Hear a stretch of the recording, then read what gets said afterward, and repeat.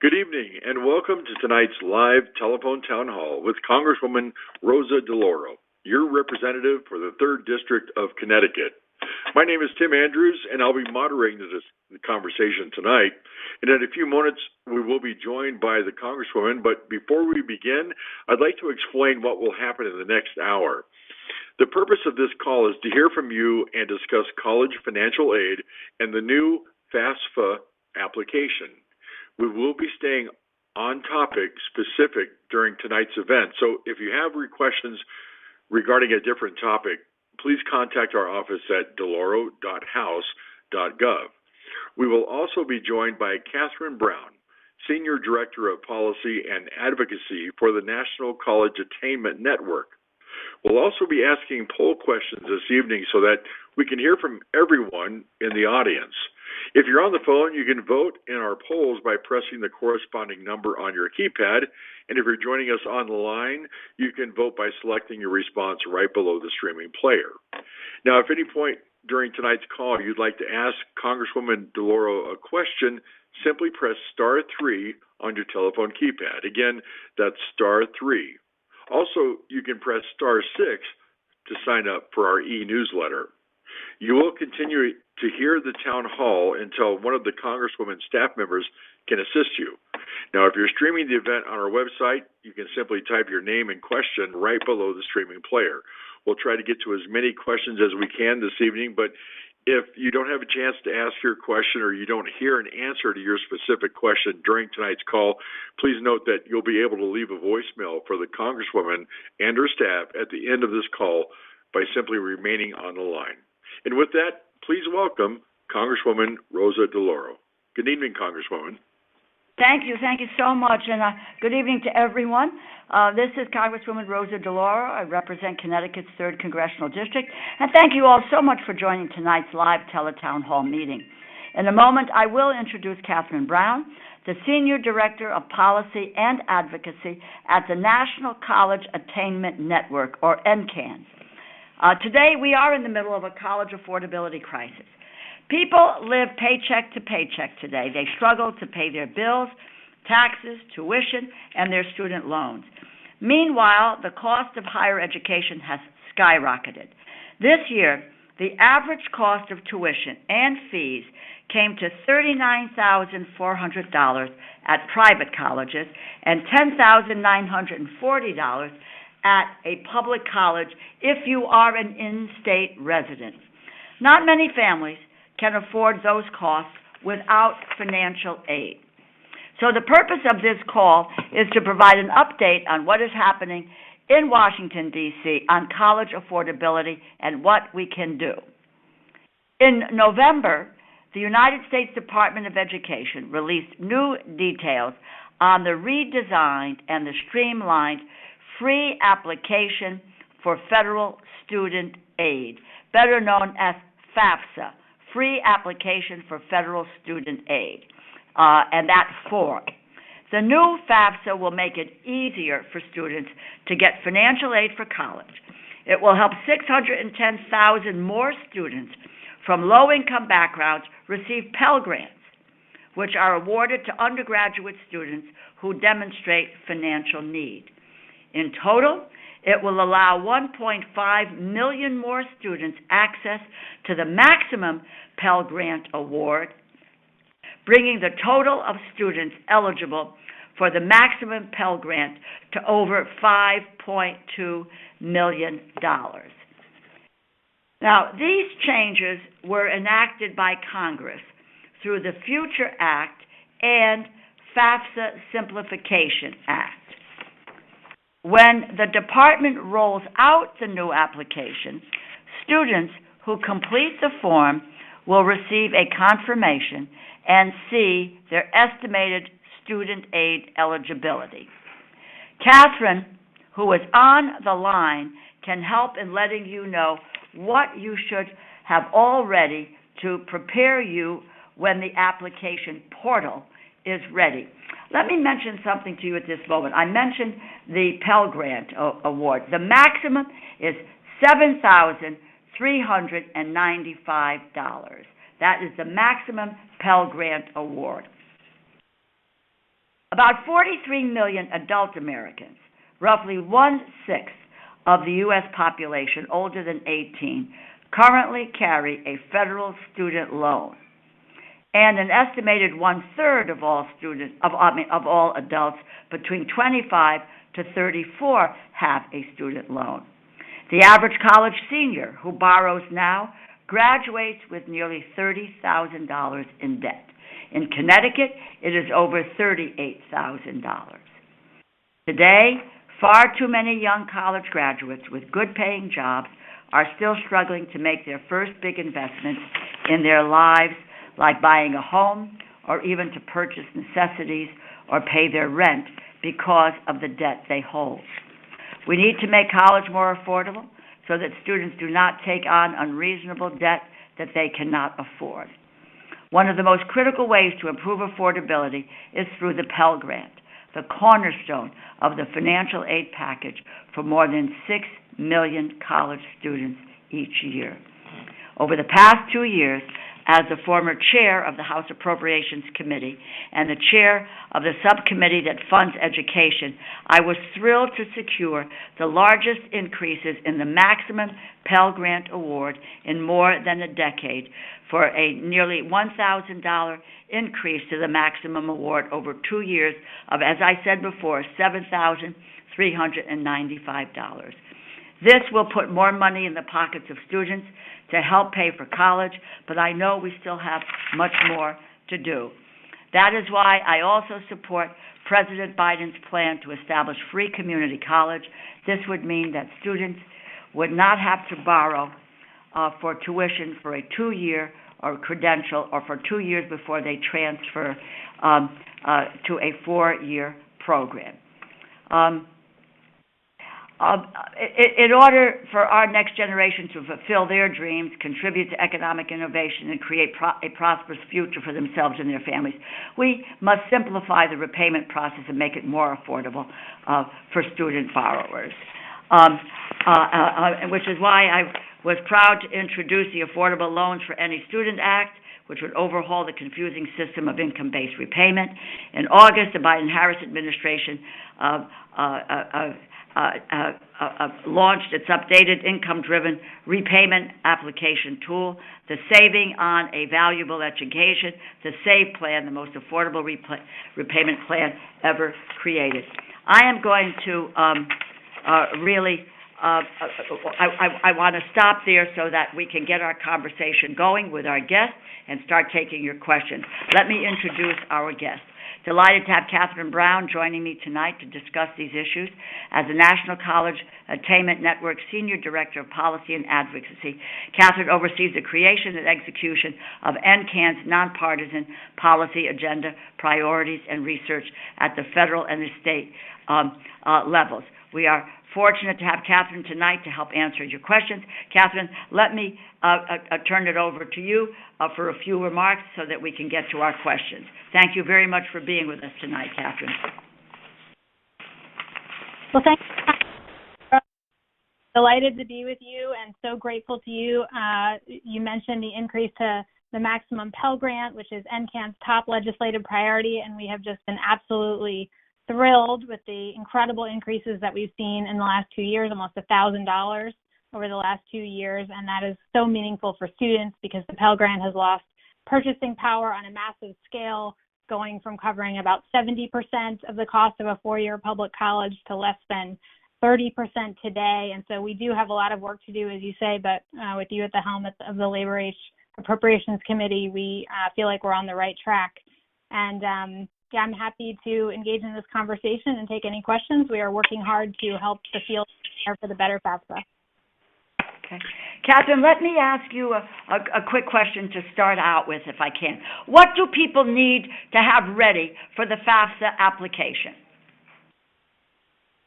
So the best thing that people can do to prepare right now is to make sure they have an FSA ID. That's going to be required. This is a change to the process. The FAFSA this year is going to experience more changes than it has in all of its 30-year history. And so we want everyone to be ready to go on day one when it launches at the very end of December. And the best thing you can do is have an FSA ID. So go to studentaid.gov and make sure you've registered with your FSA ID. If you have had one in the past, it still works. You don't need to get a new one. But if you don't have one, really would urge you to go ahead and do that. Tell me, just first, what is FSA ID? So it's your ID associated with your FAFSA. It's the federal student aid application, the free application for federal student aid doesn't use your social security number. It uses this other identifier called the FSA ID. FSA stands for Federal Student Aid. ID is just identification. So it's just a number that's unique to you, that's assigned to you after your identity and your email address are verified. And if you go to federalstudentaid.gov, it will walk you through the process for making sure you have that. Okay. Let's open it for questions. Thank you, Catherine. Thank you, Congresswoman. And our first question is an online question. It comes from Jennifer. Jennifer says she's heard that the new FAFSA isn't going to take into account having multiple students in college. This seems like it would hurt students of some families that need financial aid. Why is this no longer being considered? Catherine? That is a good question, and it is true that the formula has changed. It used to be that if you had multiple children in college, then you essentially received twice of the amount of financial aid. The formula was changed through the legislative process to basically say if you have children that are sequenced in going through college, you deserve the same amount of student aid that other families receive. I will say the Pell Grant eligibility has expanded dramatically, like Congresswoman DeLauro was saying. So in Connecticut alone, 5,000 more students will be eligible for Pell, and 15,000 more students will be eligible for the maximum Pell Grant, which is, again, almost $7,400. So overall, student aid is expanding, but in this particular aspect, you could see some differential impacts on students. Institutions may be able to make up that aid with their own pot of money, and also state financial aid programs. I know some of them are targeting families that are impacted by this change. Thank you, Catherine. And we'd like to ask, we have a few poll questions for you this evening. We'd like to pose our first poll question. Very simple to participate. If you're joining us online, you can simply type your answer right below the streaming player where you'll see that poll. And if you're joining us on telephone, you can just punch in the appropriate number to the answer to your question. The first poll question is, how do you most closely identify? Press 1 for a high school student, press 2 for a college student, press 3 for a parent, or press 4 for other. And we appreciate you participating in our poll questions this evening. It helps us move forward. And we appreciate all the calls and questions coming in this evening. If you're joining us via telephone and you'd like to ask a question this evening, simply press *3 on your telephone if you'd like to ask a question. And if you're joining us online, you can type your name and question right below the streaming player, and we'll get to as many questions as we possibly can this evening. Our first question, Congresswoman, from North Branford, we have Randy on the line. Hi, Randy. Thank you for joining us tonight. Hi, Randy. Hello. Hey, thanks for taking my call. So no matter how you look at it, grants, free money, none of that's ever free. It always comes out of the taxpayer. So, I mean, as much as you try to make it available for other people, it has to come from somewhere. And it doesn't matter to colleges. They could raise the cost of tuition without really justifying the means, and they'll always find money to pay for it, which really there's no checks and balances, in my opinion. Mm-hmm. So your question is? Well, how do we keep colleges and universities responsible for keeping their costs in check?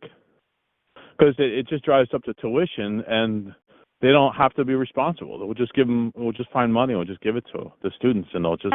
That's how there's no. I just feel like there's no responsibility on the university and the colleges to keep their costs in check so that tuitions are in check. No, I understand your question, and I think it's relevant, and that is a piece of this which we have to really try to focus on. And the system, we have tried to. The system has been broken, to be very honest with you. But I'm encouraged by the steps that we've tried to take, what the administration has tried to take to bring under control some of the costs for a college education. And what we need to do is to work with the colleges, but also be strong with them in terms of just not look, I will also say that it's a question of their rising costs. It's just not only rising costs for individuals today. There are rising costs which have that the colleges have to experience. But I think you make a correct statement in that we need to make it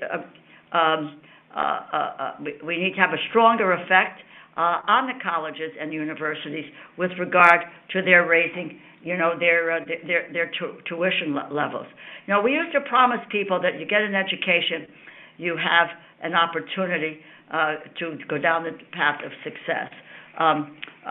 But the system hasn't always really worked that way for folks, especially today when we are looking at the amount of debt that people are leaving college with. I support your view. I also think on the side of the colleges, they are often trying to offer more financial aid to people. They are, I think, working hard at that effort to see if we can increase the opportunity for people to be able to get an education and to make that opportunity available. I mentioned President Biden's SAVE plan. It will help. It's a revamping of the income-driven repayment process, which people will directly feel. What it does is it bases your monthly payment on your income and your family size.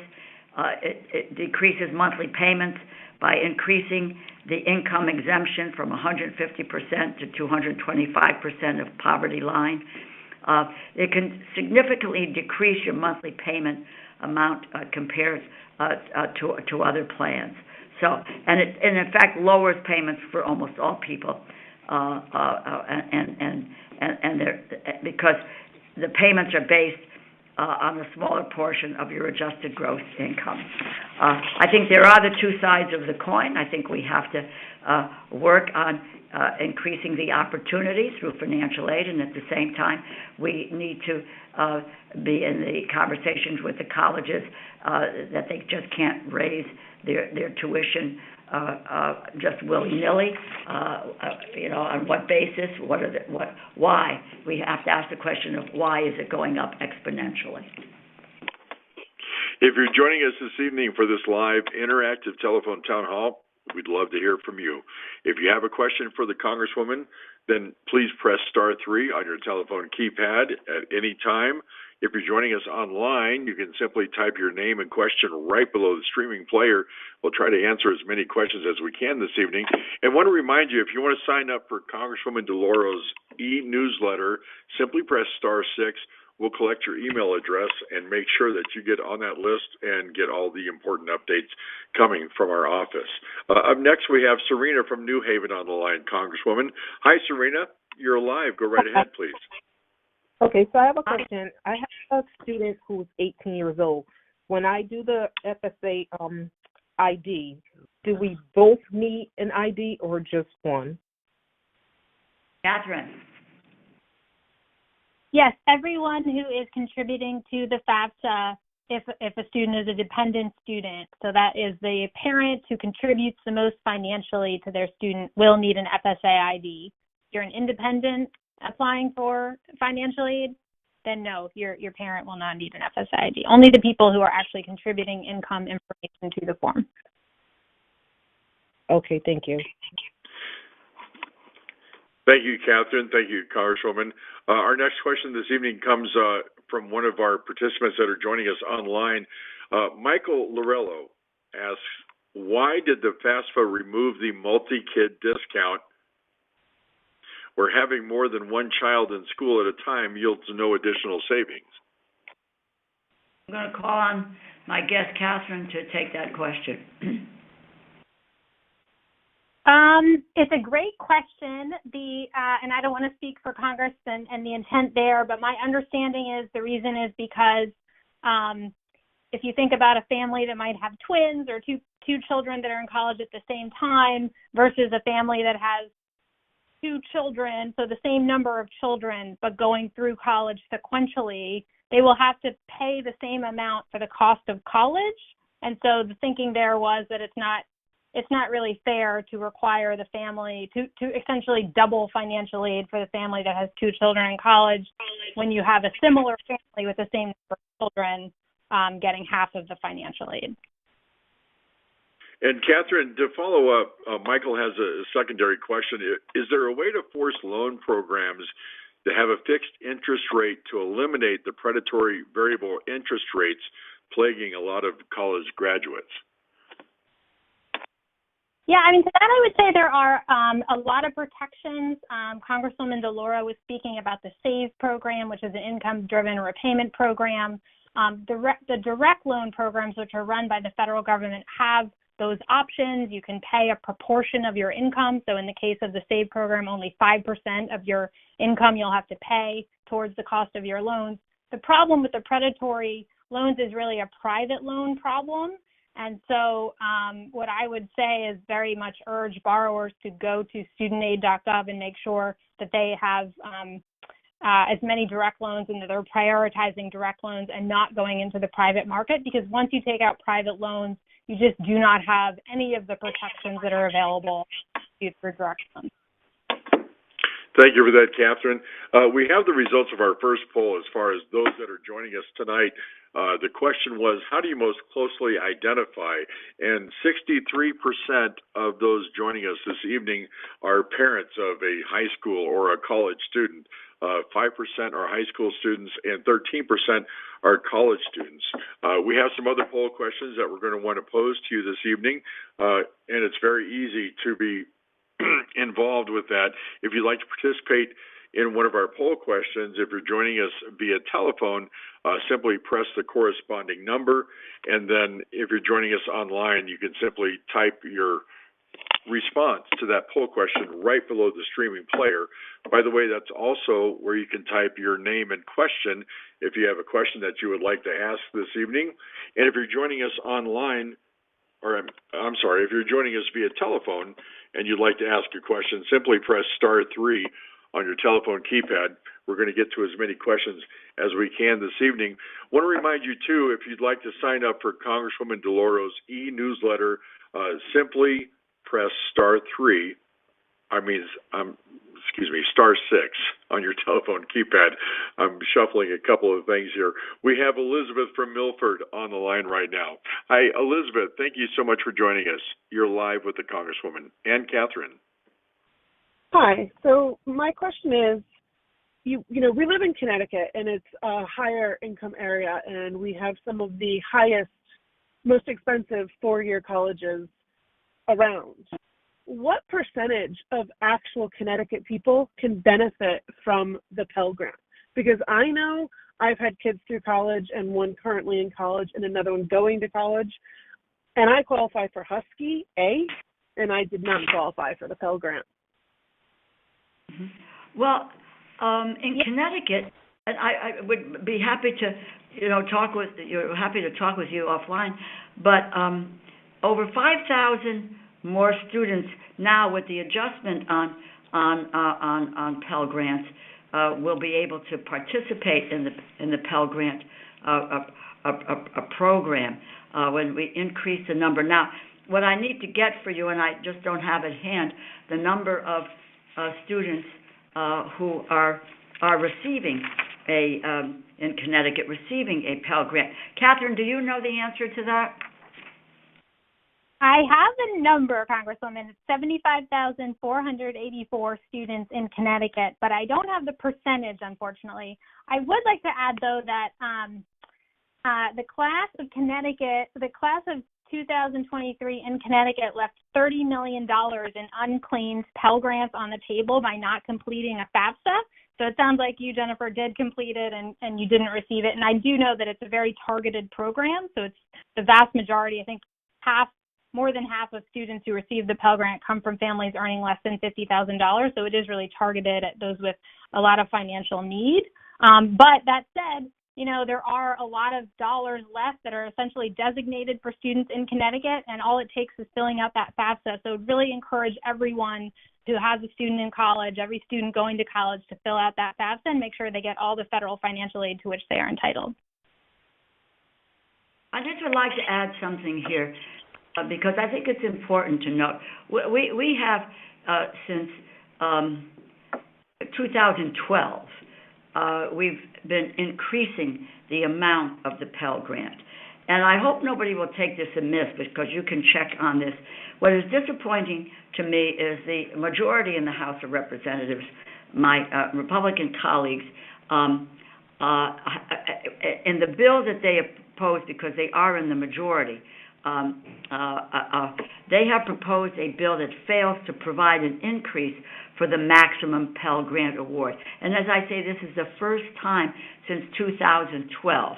I just say that we need to be increasing the amount of funds for Pell Grant to make it, really possible for people to have the opportunity to get an education. And I think what Catherine has said with leaving money on the table is that people need to be able to fill out that a FAFSA form and in effect be able to take advantage of a Pell Grant program to aid in its purpose is to just aid people in being able to afford a college education.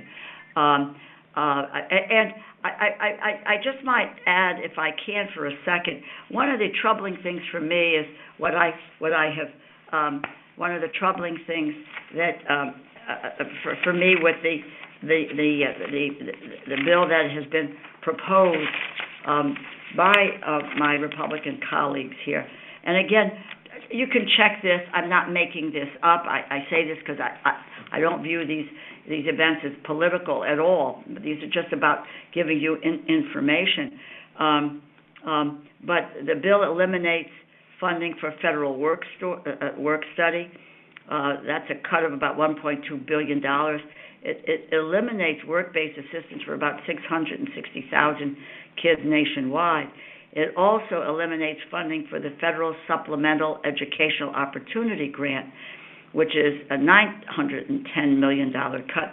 We've got 1.7 million students nationwide. This is a need-based financial aid program that would eliminate that opportunity for 1.7 million kids. And the bill includes a cut of $265 million for the Student Aid Administration. And that's the office that is tasked with processing financial aid applications and distributing the aid. I don't believe these cuts are in the best interest of the opportunity that at the federal level that we ought to be providing for young people. As again, I tell you this so that you know what's going on, and also to ask to hear your voices loud and clear, as if you think these are directions that we should not be going in. And that's the whole point of these live telephone town halls, to hear your voice loud and clear. So if you're joining us this evening and you'd like to ask a question, please press *3 right now if you're joining us via telephone. And if you're joining us online, you can simply type your name and question right below the streaming player. We want to get to as many questions as we can this evening. And we want to hear from you, too, as far as feedback on the poll questions that we have this evening. Our second poll question this evening is, what is most important for you to get out of this call today? Press 1 for FAFSA assistance. Press 2 for an update on House Republican cuts to education. Press 3 for student debt update. or press 4 for other. And again, if you're joining us online, you'll find that poll right below the streaming player, and you can just type in your answer right there. And with that, let's go to Hamden, where we have Megan on the line. Hi, Megan. Thank you for your patience and holding. Go right ahead. I was just wondering, I've heard different dates for this FAFSA to be open. Is there a firm date yet set for this to launch? Thank you for the question. And Catherine, I'm going to ask you to deal with this. And Catherine, by the way, has been working, really directly with the administration on this issue. So go for it, Catherine. Yeah, I appreciate the question. It's a question everyone is asking. It's so important. What the Federal Student Aid Agency has said is it will open by December 31st and likely very close to December 31st.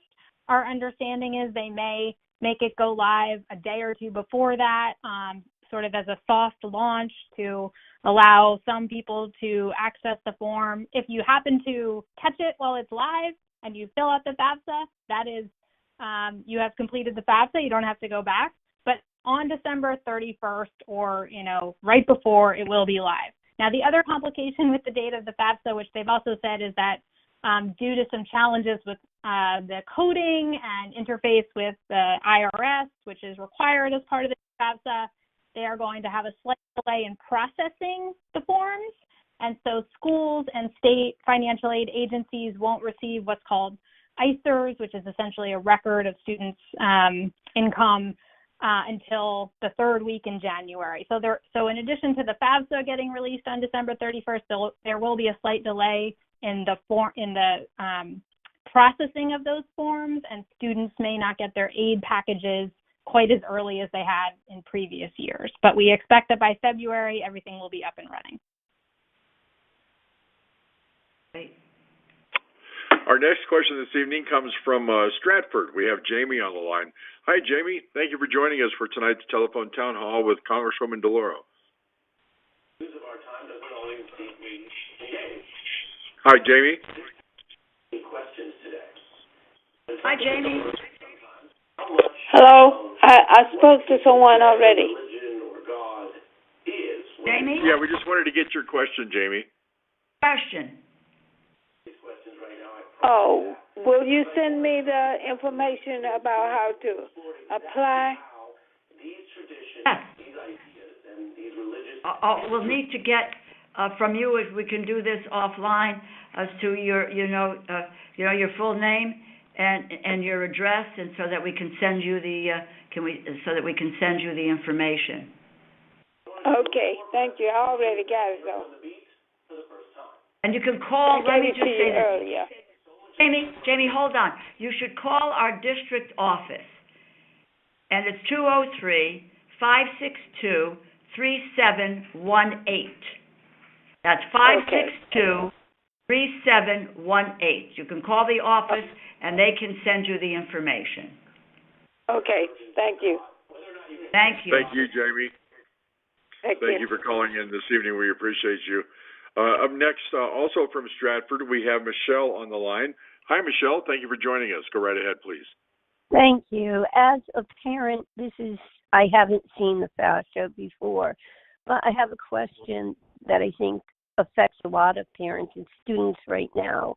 In multi-generational housing situations, for instance, we moved in with my husband's parents, and they helped raise our children.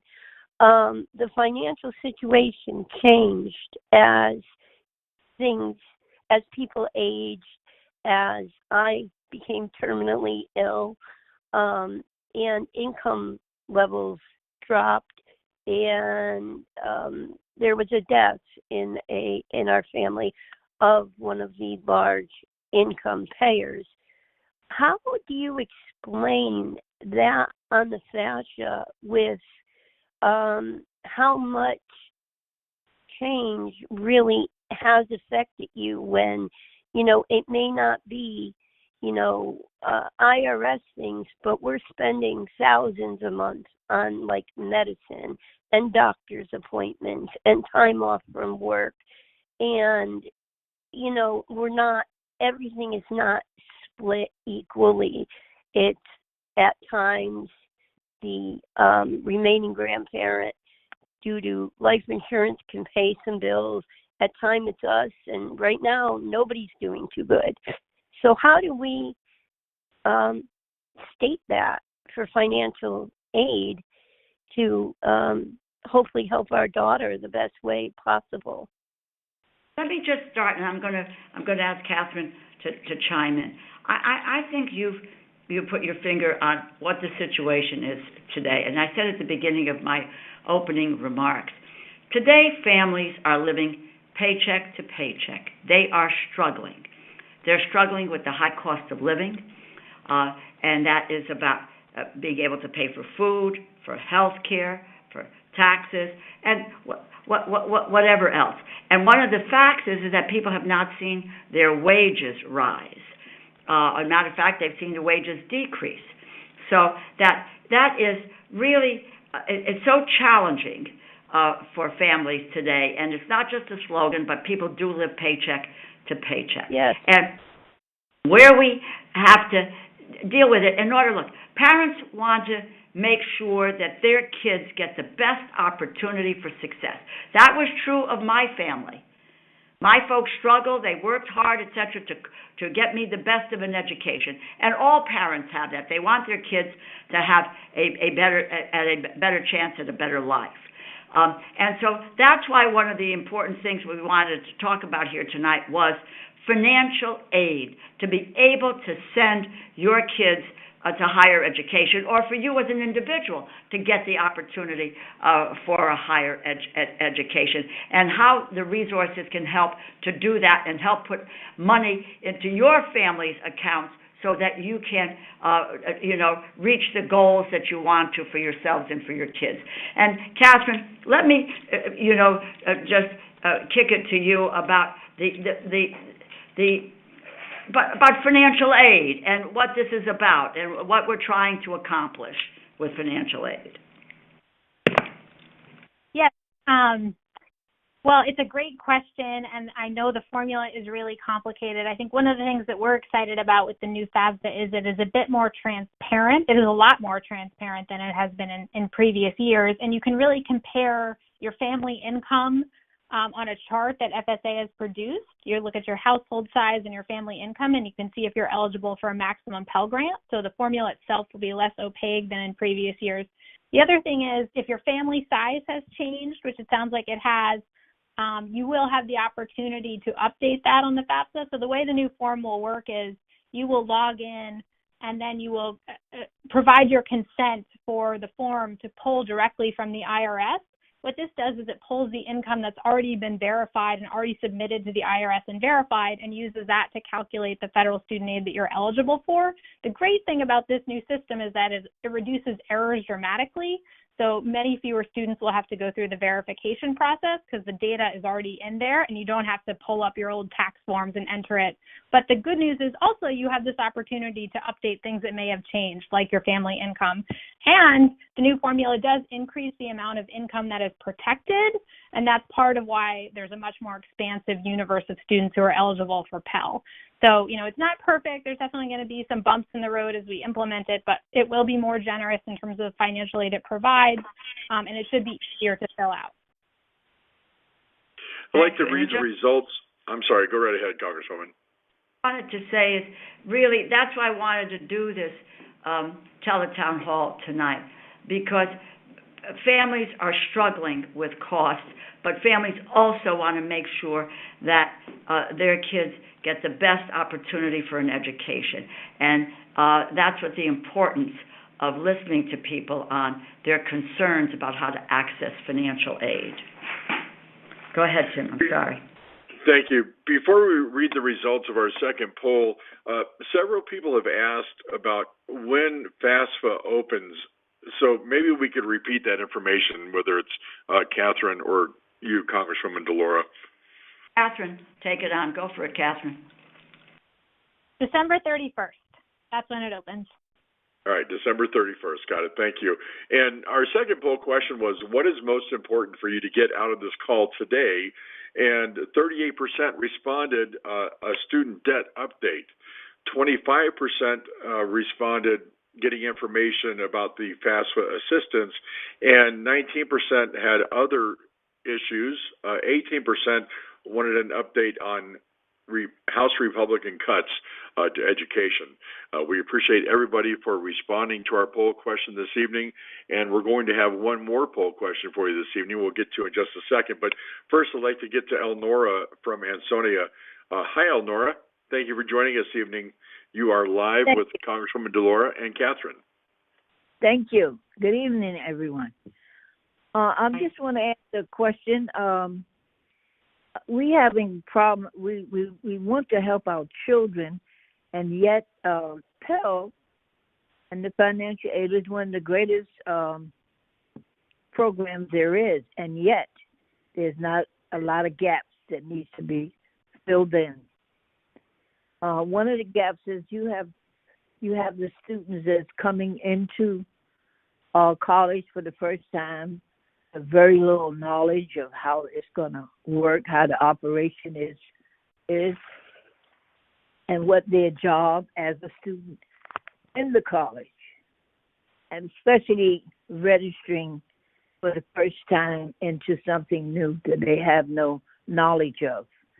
And I found that quite a few people, children, that's registered in school, trying to register in school, and find out that at the end of that particular semester that they had first started, they drop out simply because they're not aware of certain ways that as far as registering, they don't have enough time to bring in certain documents.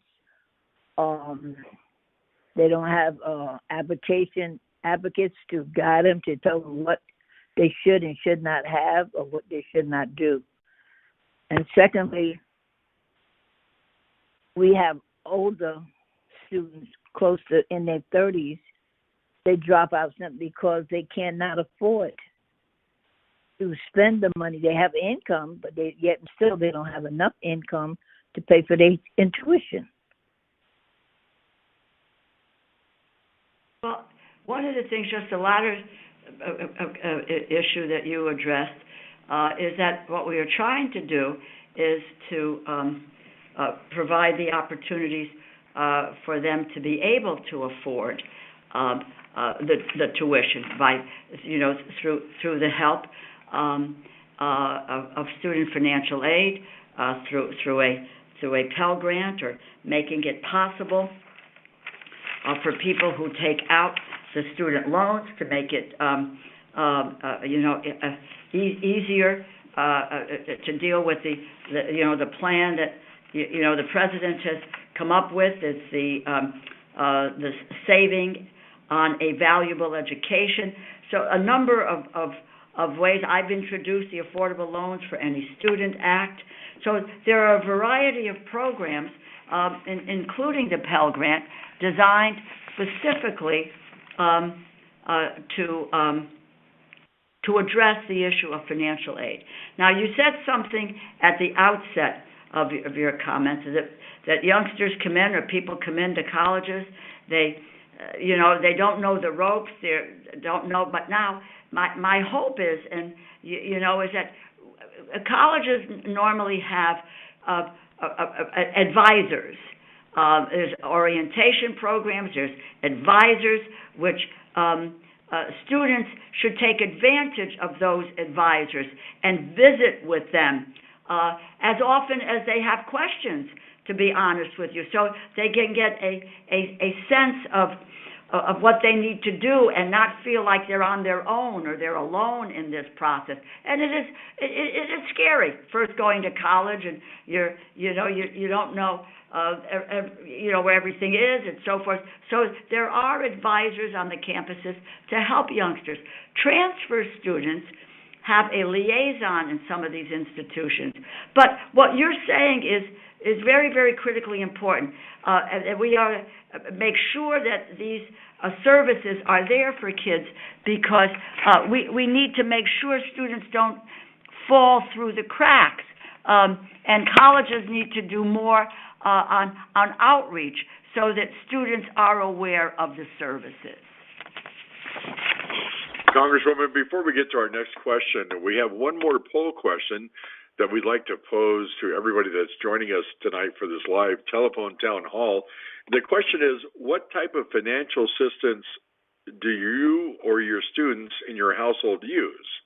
Press 1 for Pell Grant, press 2 for work study, press 3 for private loans, press 4 for scholarships, press 5 for other, or press 6 for none. And again, if you're joining us online, you can simply type your answer to that poll question, which you'll see right below the streaming player, which is also where you can type in your name and question if you'd like to ask a question this evening. And again, if you're joining us via telephone, just, excuse me, if you're joining us via telephone, just press *3, and we'll try to get your question answered before things are done this evening. Up next, let's go to one of our online questions. This one comes from Pete G. Will the government forgive student loans, and what type of loans will they forgive? Where does this stand right now?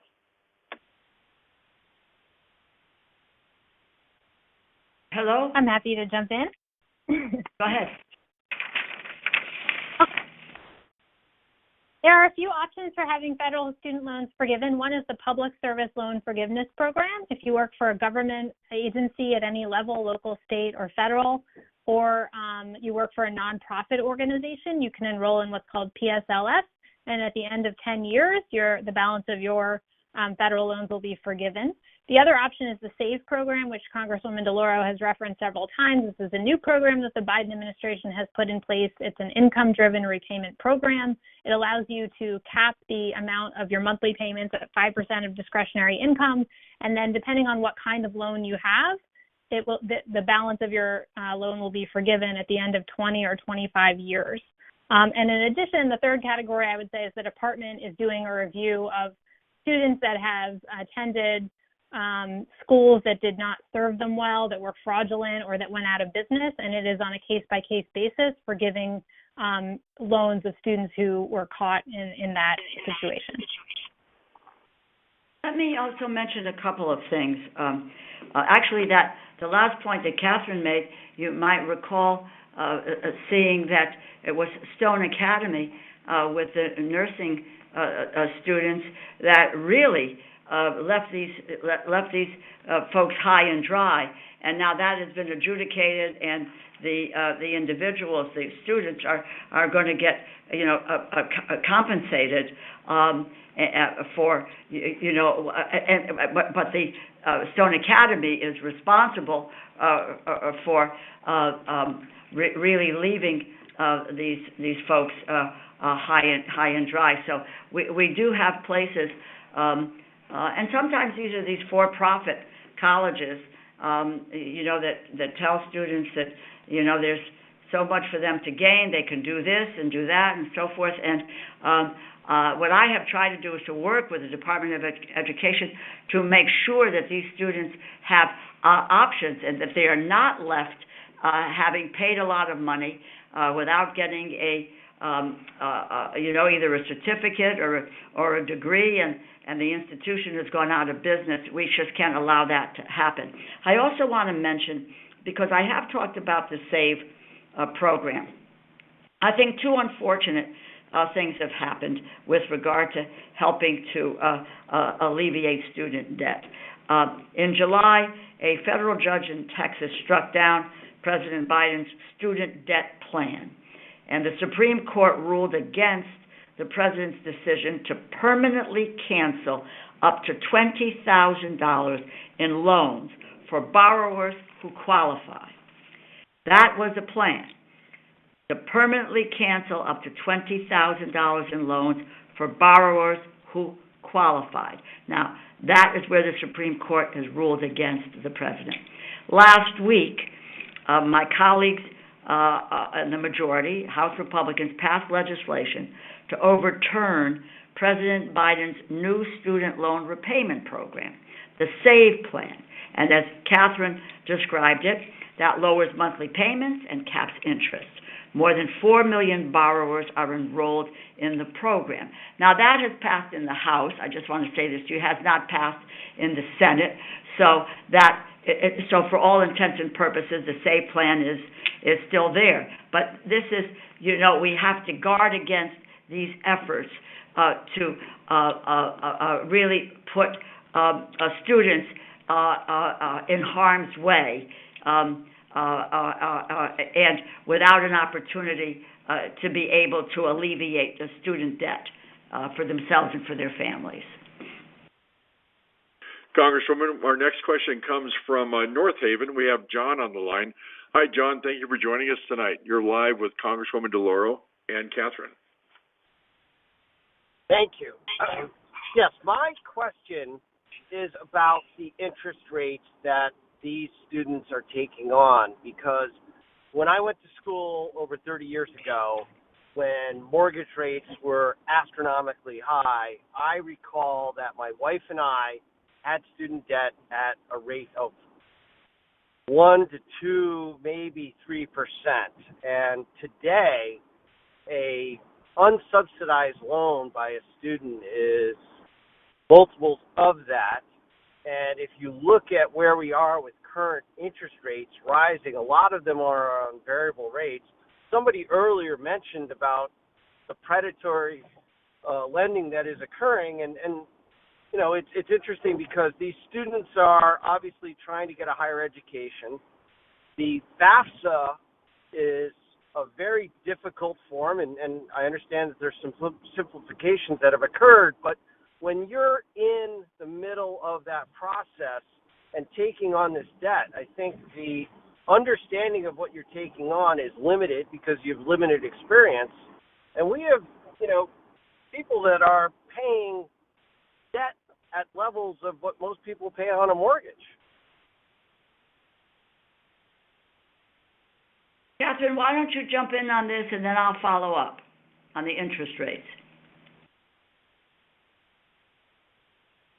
Yeah, I definitely hear your concern, and I think this is a large part of the impetus for the debt cancellation that President Biden is pursuing. We've just seen such an explosion of student debt, and we're really asking young people, 17, 18, make these decisions that will have long-term implications for their financial futures. And we know students are, not able to pursue the careers that they want, not able to get married, have children, purchase homes. So it's really a problem, and I think the Biden administration is pursuing a bunch of different solutions. And I would definitely encourage any borrower who's concerned about their debt and their ability to repay, find out which income-driven repayments or other loan forgiveness programs they might be eligible for. Let me also add, if I can, because I have referenced the SAVE plan. That has an interest benefit. If you make your full monthly payment, but it is not enough to cover the accrued monthly interest, the government covers the rest of the interest that accrued that month. This means that the SAVE plan prevents your balance from growing due to unpaid interest. Now,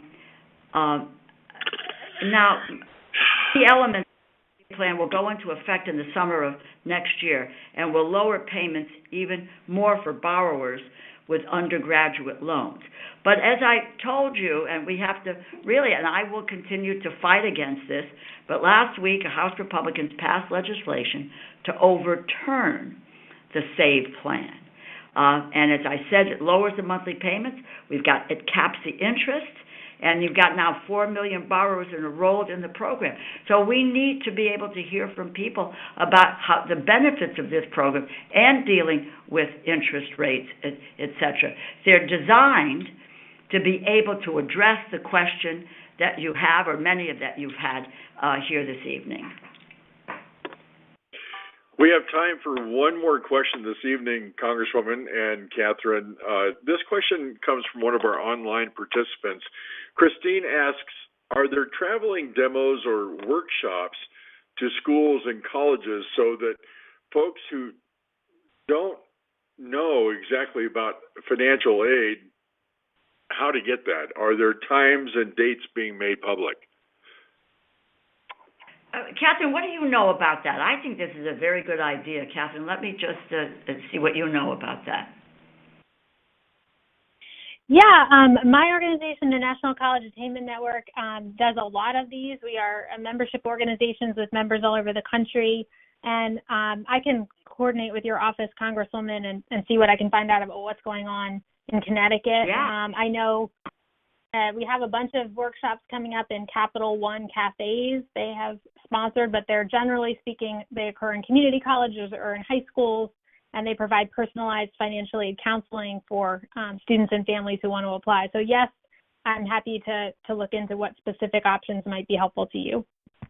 Yeah, no, I would love that. I think that is terrific. And, you know, what I would be more than happy to do is, one, to let people know about what is happening in Connecticut, what's happening in the 3rd District in Connecticut, but also to look at how we might be able to set some things up. I think these are big issues that, you know, just really, I say it again, families want to make sure that their kids have the best opportunities to be able to get an education. That is what is been paramount. Education is a great equalizer. It says that, you know, no matter your socioeconomic status, your gender, your religion, you know, or anything else, it really is your God-given talent that should drive, you know, your ability to succeed.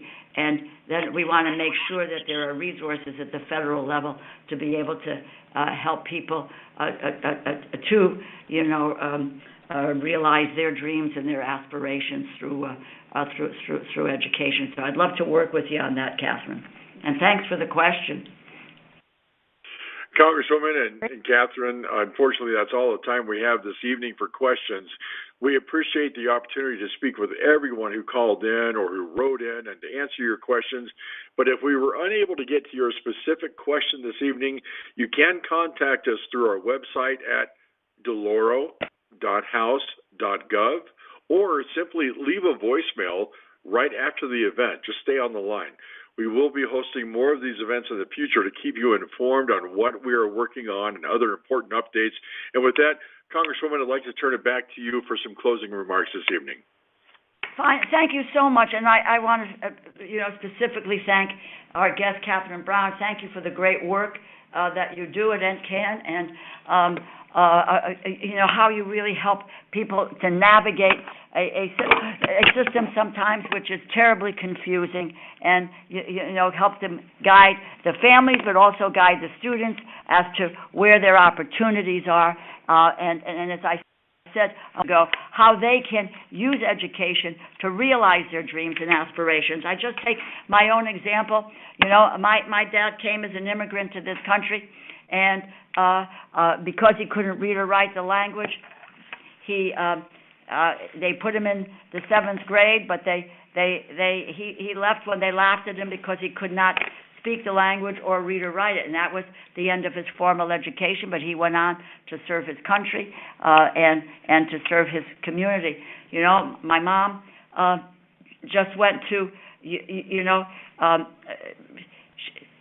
she had to really go to work after you know, finishing elementary school, and she did she went to evening school, you know, to be able to pursue her education, which is why they, like a lot of the parents who are on the call tonight, you know, are working and sacrificing to make sure that their kids get a great education. It's what my family did, and, you know, again, I'm the daughter of an immigrant family, could only dare dream that I would sit in the United States House of Representatives. And, you know, it was their view, it was through education that I could succeed. And America should be the land of opportunity, and it would need to have opportunity for public education. It should be affordable, and we ought to be able to help people to be able to attain, you know, the degree that they wish, whether it is at a community college, whether it is at a technical school, whether it's a 4-year liberal arts a college or whether it is apprenticeships or internships, etc. All of these are educational opportunities for people to achieve success. And again, Catherine's organization helps to make this possible. We want to work with her. We want to work with all of you to make sure we're getting you the information that allows you I always say to reach for the stars, and I think education helps you, to be able to do that. So I thank you for your participation tonight, and as Tim pointed out, if you have additional questions, please leave word and be in touch, and we will be sure to answer those questions. And again, thank you so much, Catherine, for your knowledge. I would say, that the specific questions, that's why I was so delighted to have you on, because you know this, you know the nitty-gritty, in a granular way, what answers people need in order for them to succeed. So thank you so much for being here, and thank you all for participating tonight. And happy holidays. Happy holidays. Same to you.